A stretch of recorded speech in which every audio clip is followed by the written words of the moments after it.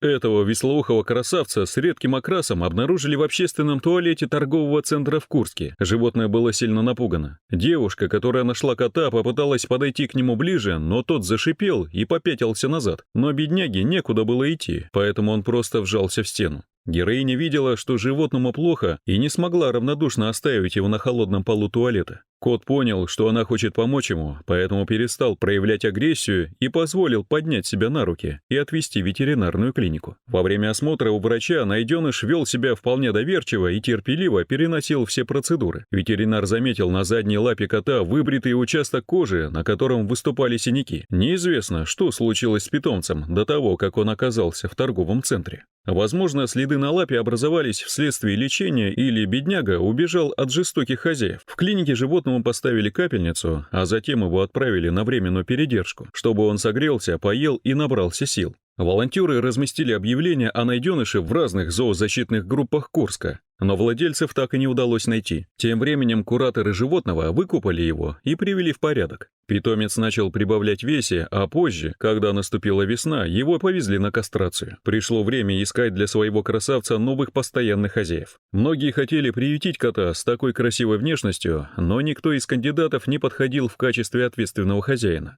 Куратор животного уже практически отчаялась, но наконец нашлись люди, готовые взять на себя ответственность за питомца и подарить ему тепло и любовь. Но и на этот раз не обошлось без проблем. Печальные вести стали приходить уже на следующий день. Сначала кот отказался от еды, потом бедняга мучился от тошноты и совсем паник. Новые хозяева сразу привезли питомца на обследование. У кота обнаружили панлейкопению. Волонтеры были поражены случившимся, потому что буквально пару дней назад все было хорошо. Когда хозяева узнали, что им придется ежедневно возить животное на процедуры, они сразу отказались от него. Девушка, опекающая кота до пристройства, забрала его снова к себе. Такие частые переезды и смены жилья очень негативно сказываются на психологическом и физическом состоянии животных. Но наш четвероногий герой оказался сильным бойцом. Большую роль сыграли также любовь и грамотный уход куратора.